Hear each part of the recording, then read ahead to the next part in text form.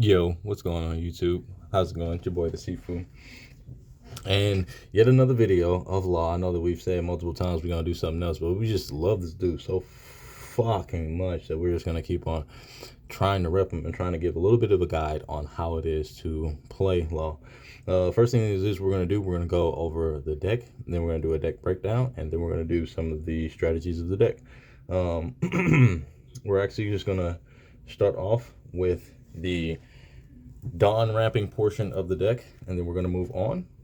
Starting with your rampers, you play 4 Kid, you play 4 Sachi and Penguin. You should be playing 4 Beppo, 3 Ein, but I've only got 3 Beppo and 2 Ein. But as far as your Dawn wrappers go, these are your main components. These are the ones that you want to see, that you need to see actually. If you don't see any of these cards, you're in a very, very hurt time. The reason why I say that you should bump these up to 4 and this up to 3 is because, again, consistency reasons, you want to see these as much as possible. If you do not, then again, the deck does not function nearly as good as you would like it to. As a matter of fact, you're almost at a bit of a disadvantage if you do not have any of these cards to play.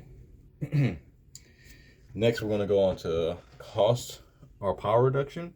We're playing 4 of the Raymax, we're playing 4 of the Otama, and we are playing 4 of the Trafalgar Law, Ugly Law as he's called in the streets. And a personal spot of mine, I'm running 2 Brook and actually 4 Fire Fist. I'm going to get into a little depth later as to why I run these combinations and everything like that, but for right now we're just going to get right on moving into the rest of the deck. Past this point, you're playing cards that control or adjust the hand for both opponents. So for that, you're playing 4 Law and 4 Reiju with 2 of the 2K Sanji that actually adds your life to your hand. These are your hand manipulators for you and your opponent.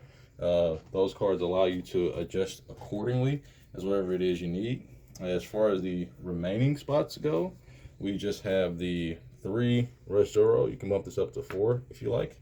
We have the 4 Blocker Shiraya, and then the 2 Rad Beams. And this is my variant of the deck.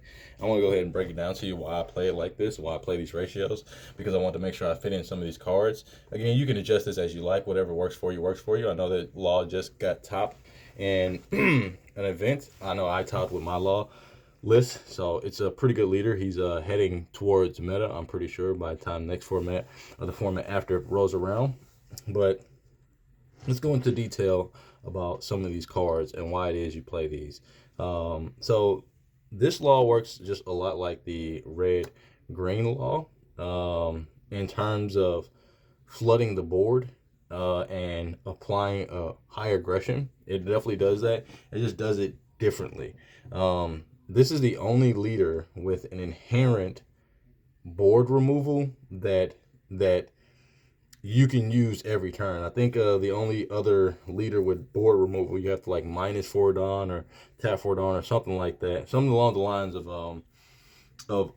that. But like you have to have more Dawn, and it has to be a very particular situation that you meet, as opposed to just activate main. Go ahead and do it. But like I said, let's go ahead and talk about Kid real quick. Kid being your 4/6 blocker that helps you ramp and also helps you apply aggression. I firmly believe that whenever you do initially play Kid, the turn after, you should be swinging with Kid along with whatever it is you established on board. And after that, you should probably attach a blocker to the field to help keep the Kid alive, because they're going to want to focus the Kid if he's rested. Anytime that Kid is rested, it's the first thing they're going to go after. Playing against decks like Perona, you don't want to do that, because Perona is just going to pop it somehow because it's already rested, so that Perona can do that. Against other decks, though, it's completely fine for you to swing at this second turn that you play it, or even third turn you play it, just to keep up the pressure on your opponent. And again, because this is rested, it makes your opponent feel like they have to swing at this instead of swinging at your life. And that could be detrimental. That could be a very big mistake for your opponent to swing at your life. So Kid is a blocker. It's also a pseudo blocker if you want to use him as an attack. Then he just did his job anyway. But like I said, if you can play something behind him to keep him safe, you'll be good and golden. your Sachi Penguin. He doesn't really need too much explaining. You guys know that he is your ramper, ramp 2 whenever you're too little of Don. Something very important to keep in mind is that once you ramp first with your leader ability, you probably will not be. I'm sorry. Once you use leader ability, you'll probably be stuck at that Don for the rest of the game, unless you have Beppo to go ahead and boost you up by that one Don. Because if you don't have a Kid and like a Beppo combination, then when you use your leader ability, and if you're in a position to where you had to use your leader ability early, then you're just like I say, you're just stuck in that Dawn position until you choose not to use your leader ability to try and gain some more momentum or advantage, or so that you can put Dawn onto creatures so that they can swing. But that's Beppo. I'm sorry, that's Sachi Penguin. Beppo being another, obviously, ramper, but it's another one of those targeted cards to where if you have 3 rested creatures that aren't Kid, 9 times out of 10, the Beppo is what's going to be swung at. So if you have an Ein, a Beppo, and Sachi Penguin all rested, they're going to go for the Beppo first. A smart player will always go for the Beppo first. Sometimes you got people who will not go for the Beppo, try and swing for something else. This is a telegraph move. If you see somebody doing that, then your Beppo is probably going to get hit anyway, because there's no reason for anybody to swing outside of swinging at the Beppo. If they swing at something else, they're hoping to get rid of it and then get rid of the Beppo with another card effect. So keep that in mind whenever you're in situations such as Ein. Ein is another card that I say that you should be probably running 3. The only reason I'm going to get 2 is because I only have 2, but it's a very, very good card for your turn 2 player if you're going second. This is perfect. It ramps you up to 5. You can stop right there, or you can use leader ability to go ahead and use the Sachi Penguin to go ahead and ramp yourself up to 4, so you'll be at 6, so you have a kid play, or go ahead and use the Beppo effect to ramp yourself up by 3, so you'll still be at 5. You still have your kid ability. Playing this on curve with 4 along with either one of these 2 is just perfect. It is the perfect turn 2 for you because it sets up your kid play and it sets up everything that you can do thereafter. And if you can manage this with these 2, you should always have 6 done therefore after, which means you can always go block a lot into a raise max, which is the ideal turn that you want to create. You want to have enough Dom to where you can play him and something else that can reduce at the same time, because if you manage that, you can help keep their board consistency down. Going into the Rad Beam. Rad Beam is just Rad Beam. It's a good 1 card 4K counter for the deck. You'll find that you go down to 2 life very fast, just like in regular law. And like I said, this deck only has 4, 8, 10 2K counters, and most of the time you'll find yourself playing your 2K counters, so you're kind of without those, and you don't want to start discarding a bunch of 1K counter to counter out of some things. Rad Beam alleviates that. Rad Beam makes sure that you're still just discarding your 1, so you still keep up a good hand presence and you still keep up your board presence because you're able to protect your monsters. That's why I run Rad Beam at 2, because again, the biggest problem with this deck has been hand size and keeping a large hand size. Like I say, Rad Beam just makes sure that you keep it a large hand size without having to dump a whole bunch of cards to save a creature. For Raise Max is obvious. Depending on your matchup, you want to play a Raise Max turn 1. Even if you're playing against Gecko Moria and you want to see the Epsilon because you want to bottom deck it the following turn, then that's cool too, because like even if you're turn 1 player and you play this, they cannot play the card I just mentioned to you their turn 1, because it'll only be at 2 Dawn. And then on the following turn after that, you play a creature, you can play a blocker or whatever the case may be. But like I say, once they have that option line, they're going to use it for your Raise Max. And that's 100% fine if you have something to crack back with. So if you have if you open up like a Raise Max and a Law, then you don't mind losing the Raise Max if it means that the Law is going to get rid of the Epsilon. And now your opponent has to mill more Epsilon to be able to keep up with you in the game. If your opponent in that matchup, if they don't see they're going to see him, but if they don't see him in multiples, it makes the game a lot easier for you, because it makes it so they can't crack back as you as hard, which really, really helps. So you play 4 of those. You play 4 Gordon. But I've always said how I'm not the biggest fan of Gordon. I understand that it only costs 1-2 use a Gordon, but I just don't I just don't think it's necessary. I don't think it's necessary to run 8 of the same card if it's making you too cloggy. Um, 4 of the blocker. I'm sorry, not 4 of the block. 4 of the reducer law. You need to be playing this card at 4. This card. This is one of those cards that should never go down to 4. Kids should never go down below 4, and law should never go down below 4, because in this current format, this singular card does so much work against the meta. You got to think this card gets rid of a lot of black support cards. If you play this, you can get rid of a Perona, you get rid of an Absalom, you can get rid of a Ohm, a Holly, the mirror match. You can get rid of any of these. So yeah, against green players, whether it be Uta or Yamato, they're going to play 5s. This just makes sure that you can get rid of those 5s easy on turn 2. And if you have any one of these 2 or any of these in your hand, and you just ramp back up, it's just free lunch for you. You know what I mean? It's just really easy. Then we got the 2 Brook. I've been test playing Brook at 2. I really enjoy this card. I think it's very, very oppressive to your opponent. Whenever you play this card, as I was telling you earlier about that Beppo situation, to where it creates a moment to where your opponent, if you have 3 rested, they're going to swing at the Beppo.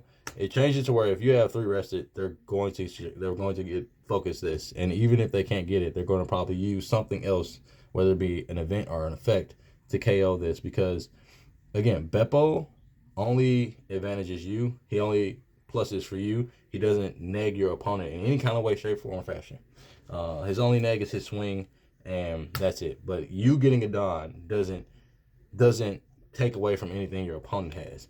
However, Brook does take away from what your opponent has. He takes away from their ability to survive. Whenever you play a Brook, and again, I've been in situations where my opponent has went Ohm into Holly, and then it's my turn, and I just drop Brook, and then they just don't swing with the Ohm and Holly because they realize they're going to lose them the very next turn. One to the Brook swing, and then the other one to leader ability, because Brook again is going to reduce both of them by 2, putting the Holly in range for being bottom decked.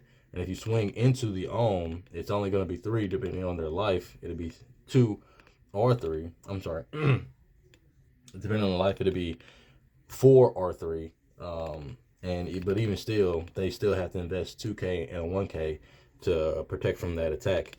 Again, this Brook combinates well with all of these previously mentioned cards, including the Fire Fist. Because again, you can go Brook and reduce 2 units, Fire Fist. If one of the units is low enough, you can go ahead and KO it. Or if you just need a bigger unit to get rid of, like say like a Big Mom or something, then you just go 6 to their face. They take, they don't take, whatever. Go activate a Fire Fist. Now you're able to get rid of 7 cost Big Mom, or 8 cost Katakuri, or Horty Jones. It just opens up a lot of plays for you, and it makes a very oppressive board for your opponent. And again, they're going to focus this. They're going to want to swing back at this because they don't want 2 creatures to be minus by 2, and that makes 2 creatures easier to kill. Because again, once you combine this with any of these, you just have to see one of these. Once this is on the board and you have one of these or you see one of these, then you know you're clearing a monster out. Like, it's not even a question. You just know something is going to leave the board because of this. 4 Fire Fist. 4 Fire Fists. I've seen some people say that they run 2 Fire Fists. I completely disagree with running 2 Fire Fists. I think you should be running this at 4 in this deck for multiple reasons. Aside from the fact that it also acts as a KO. You can reduce something with Gordon. You can reduce something with both of these. You reduce something with this. The 6, you can just go ahead and pop it. And again, in conjunction with this, if they have something that's a 6 and they have something that's a 3, then you just are you something that's a 5 and something that's a 6. You swing it to this, you make that 5 a 3, you make that 6 a 4. You activate this, you can pop the 4, and now you can bottom deck the 3. These combinations, like I say, this, it's just too good. It creates a board state that your opponent will have a hard time dealing with. That's why I like Brook in the deck, because it creates that board presence that your opponent feels like they have to deal with, which also keeps your life safe. Because when your opponent feels like they have to deal with your board, obviously they won't go for your life, which is actually the biggest mistake. You should always go for Law's life, no matter what they have on the board, unless you know that board state is going to kill you. You just swing at their life. It's just most of the games that I lose in the mirror matches because I'm too focused on trying to get rid of the board, and then they'll just establish a board next turn, and I'll try and get rid of that board, and they'll establish a board next turn. But the trigger of this also has won me games because its trigger is to activate main, which is just to reduce another creature by 4K.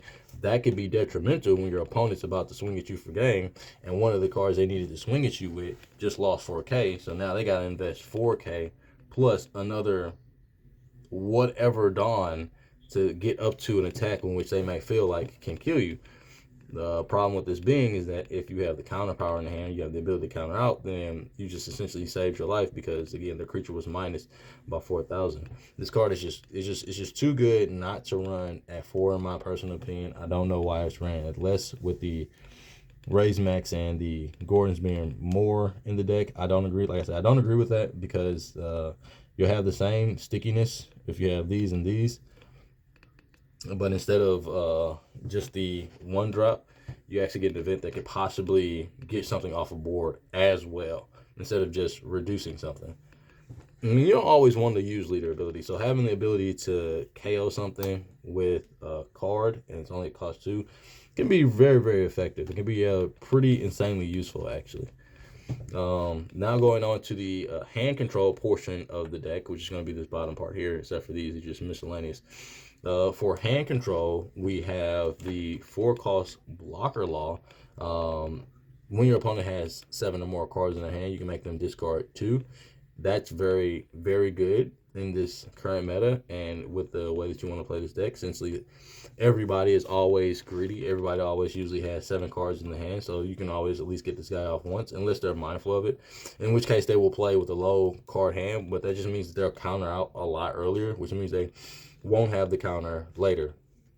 I'm a firm believer that you should always be swinging 6 in this deck. You should be just swinging 6. 6 is a great number to swing in this deck because you have multiple swings of 6. I don't recommend, like, if you have 5 Dawn and 3 characters, I don't recommend swinging 7 with as many characters as you can. In fact, I'd rather go the opposite and go swing 6, put the rest of the Dawn onto leader, and then swing. Because it's just better for you. Like, if they counted out the 6, that means they gave up 2 2Ks, which means they probably don't have enough for that last attack. You know what I mean? Reiju, also hand control, but more hand control for you. It's supposed to hand control for your opponent. The 2 Sanji is also hand control for you, not so much for your opponent. You run the 2 Sanji. You can run more than 2 Sanji. You can run 4 Sanjis if you feel like. The biggest and truly the only reason in which he is in here is because of a nail. A nail will try and starve you out, so they can go Gadatsu, 9 costs, or 8 costs, 9 costs, and just keep your momentum by just constantly getting rid of your cards in your field. This makes it so that they can't do that. Once you're down to 3 life, majority of your board is untouchable by that card. And again, it allows you to add a life card to hand, which again just helps your hand size and helps you stay in the game. Just like this card here, the Reiju, helps you stay in the game by just refilling your hand. I've done insanely sick plays with Reiju and gaining cards. It's a very, very good card. It was very much needed in the law. I've said it once, I say it again. If law did not get this card and this card, law would be still ass. As a matter of fact, I wouldn't even have these 4 blocker laws, 4 reducer laws. I only got them because the deck was just so good, and I'm a law main. I'm a RG law main, so it's only right that I go, over to the dark side. 3 Rush Zoro and 4 Shiraya. I only run, like I said, 3 Rush Zoro because I was just trying to fit space. I thought that this was very important to have in the deck because Enel is one of those decks that you struggle against because they can just start doing whatever they feel like. But yeah, this card just makes it so that you can keep hand advantage. You can keep your life low enough to where when they do get into those Gadatsu turns, they aren't able to just go ahead and pop and wipe your board. As I've said before, this card just combinates 2 perfectly in the deck. It doesn't matter if you're not initially bottom decking something.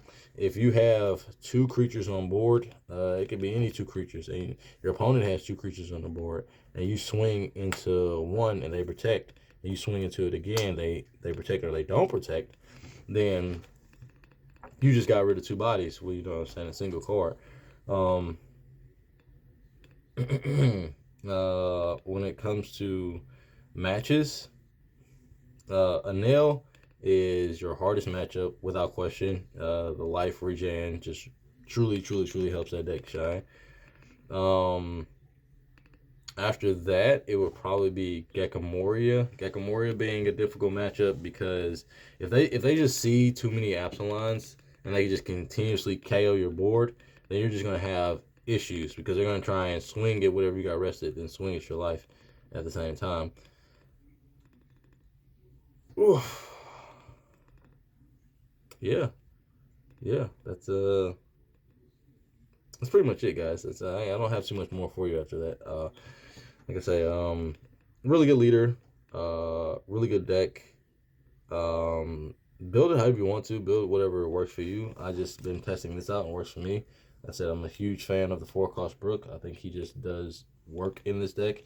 If your opponent does not get rid of him or can't get rid of him, then again, everything they play is going to be subject to potentially getting bottom deck, especially if you have something else to reduce it. Like I say, even if you have just an Otama to go ahead and throw down and reduce it by another 4, you're just golden, and you would rather see that.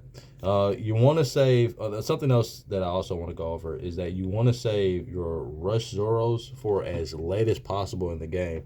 And I say that because, well, that's when they become the most useful, is when they are that surprise attack or they are that final attack that your opponent couldn't get over because they had just calculated for everything you had on board. I usually will save, if I have a Rush Zoro and I can afford to, I will save those until the end of the game.